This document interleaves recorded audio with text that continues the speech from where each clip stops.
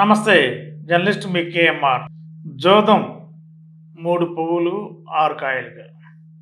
ఈ పేకాట అంటేనే గోదావరి జిల్లాలకి పెద్ద పేరు. అది కూడా జిల్లా కేంద్రమైన ఏలూరులో. కొద్ది సంవత్సరాల పాటు పేకాట జోలికి వెళ్ళని క్లబ్బులు ఇప్పుడు పేకాట క్లబ్బులు విచ్చలవిడిగా అతిథుల ఆహ్వానాలతో క్లబ్బుల్లో పేకాట జోరు అందుకున్నట్టు కూడా ఎంటీవీకి అందుతున్న సమాచారం. గత వారంలో 2 వీడియోలు ఎంటీవీ ద్వారా ఇచ్చాం. Eluru club, CC club. ఈ క్లబ్బులు కొన్ని సంవత్సరాలుగా ఆ క్లబ్లో పేకాట వ్యవహారం నడిచేది కాదు. మరి ఇటీవల కాలంలో అనేక రకాల రాజకీయ పైరవీలు, లాబింగ్లు, ప్రముఖులతో పోలీసుపై ఒత్తిళ్ళు ఇవన్నీ ఫలించాయా అని అంటే అవుననే సమాధానం స్పష్టంగా అర్థమవుతున్నట్టుగా కూడా ఏలూరు క్లబ్లో, సిసి క్లబ్లో కూడా కనిపిస్తున్నట్టు కూడా మనకున్న సమాచారం. ఎంటీవీ వీడియో చేసిన రోజు నుండి ఇప్పటికీ ప్రతిరోజు ఈ 2 క్లబ్బుల్లో, ఏలూరు క్లబ్, సిసి క్లబ్బుల్లో పేకాట జోరు అందుకున్నట్టు కూడా మనకున్న సమాచారం. రోజుకి ఒక ఏలూరు క్లబ్కే 5 లక్షల రూపాయల వరకు ఆదాయం వస్తుందనేది ఒక సమాచారం. 5 నుండి 7-8 లక్షల వరకు ఆదాయం సమకూరుతుంది ఉదయం నుండి రాత్రి వరకు. ఈ పేకాట ఏలూరు క్లబ్లో జరుగుతున్నట్టు కూడా తెలుస్తుంది. మరి పోలీస్ ఏం చేస్తున్నారు? జిల్లాలో ఎక్కడ పేకాట ఆడినా మరి ఇమీడియట్గా పోలీసు బలగాలు వెళ్తున్నాయి, పోలీసు బృందాలు వెళ్తున్నాయి, నిఘా సంస్థల ద్వారా సమాచారం సేకరిస్తుంది. మరి జిల్లా కేంద్రం ఏలూరులో నడిబొడ్డున ఉన్న ఏలూరు క్లబ్లో విచ్చలవిడిగా పేకాట ఆడుతున్నారనేది విశ్వసనీయ వర్గాల సమాచారం మేరకు నిఘా సంస్థలు దృష్టి పెట్టాయా లేవా? నిఘా సంస్థల సమాచారం ఏముంది? ఇదే ఏలూరు క్లబ్ పక్కనే పోలీస్ స్టేషన్ కూడా ఉంది. మరి ఆ పోలీస్ స్టేషన్ పరిధిలోనే ఆ ఏలూరు క్లబ్ కూడా.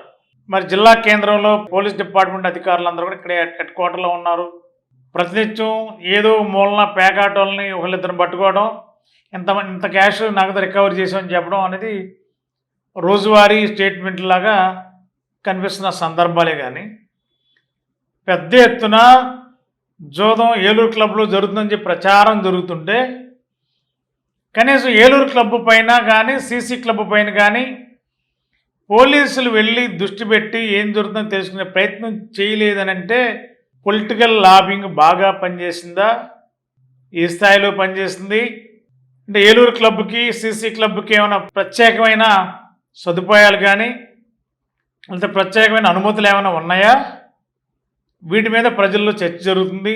చాలామంది ఇప్పటికే ఈ 2 క్లబ్బుల్లో విచ్చలవిడిగా పేకాట ఆడుతుంటే పోలీస్ మౌనంగా ఉండడానికి కారణాలు ఏంటని కూడా చర్చించుకుంటున్నారు. జిల్లా పోలీస్ బాస్ ఎందుకు మరి సహజంగా జిల్లా పోలీస్ బాస్ చాలా యాక్టివ్గా ఇలాంటి విషయాల్లో చాలా స్పీడ్గా రియాక్ట్ అవుతారు, ఇమీడియట్గా రియాక్ట్ అవుతారు.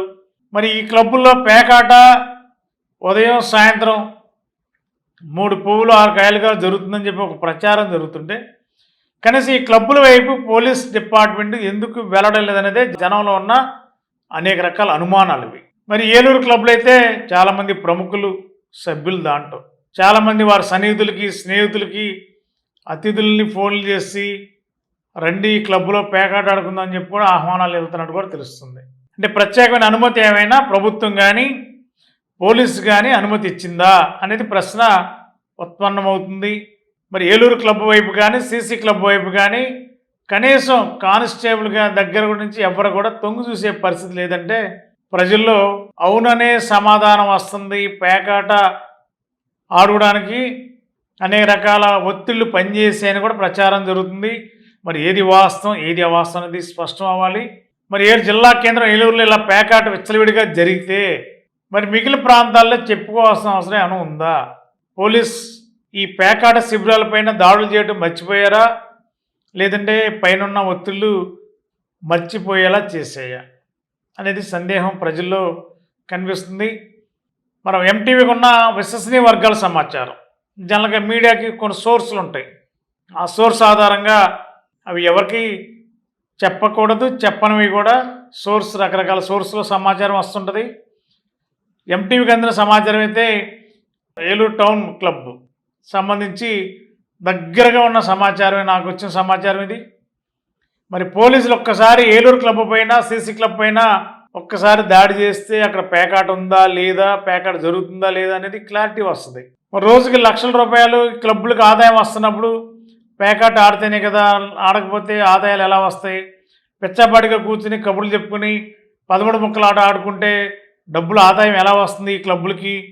కాబట్టి police department Eluru club, CC క్లబ్బుల పైన పేకాట విడిగా సాగుతుందని జరుగుతున్న ప్రచారం పైన పోలీసులు దృష్టి పెడితే వాస్తవ రూపం బయటకు వస్తుంది. మరి ఏది వాస్తవం ఏది అవాస్తవం అనేది పోలీస్ డిపార్ట్మెంట్ ఎలాంటి నిర్ణయం తీసుకుంటారో, ఏం చేస్తారో చూద్దాం. Thank you.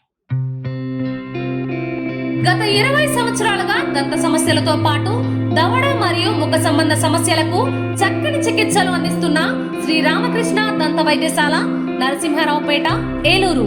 ఎమర్జెన్సీస్ లో వాడే ఆక్సిజన్ కాన్సంట్రేటర్లతో పాటు air purify, UV light steriliser, ULV fogger వంటి పరికరాల ద్వారా పరిశుభ్రమైన వాతావరణంలో చికిత్స అందించబడుచున్నది. ఆర్వీజీ ద్వారా అతి తక్కువ రేడియేషన్ ఉపయోగించి దంత వ్యాధి నిర్ధారణ మరియు రూట్ కెనాల్ వైద్యం చేయబడుచున్నది. డెంటల్ లేజర్ ద్వారా కుట్లు లేకుండా సర్జరీలు, ఇంప్లాంట్స్ కిట్స్ ద్వారా పళ్ళు లేని వారికి ఫిక్స్డ్ దంతాలు, రూట్ కెనాల్ చికిత్సలకు ఎండో మోటార్ వంటి ఆధునిక పరికరాలు కలిగిన నమ్మకమైన డెంటల్ క్లినిక్. అత్యంత ప్రామాణికమైన ఆటోక్లావింగ్ పద్ధతిలో శుభ్రపరిచిన ఇన్స్ట్రుమెంట్స్ వాడడం మా ప్రత్యేకత. దంత సమస్యలకు చికిత్సతో పాటు విరిగిన దవడ మరియు ముఖ ఎముకలకు చికిత్స, ఎత్తు మరియు వంకర దవడలకు కాస్మెటిక్ సర్జరీ, యాక్సిలోఫేషియల్ వంటి చికిత్సలకు చిరునామా శ్రీ రామకృష్ణ దంత వైద్యశాల, వేములపల్లి రెసిడెన్సీ అపార్ట్మెంట్, నరసింహారావుపేట, ఏలూరు.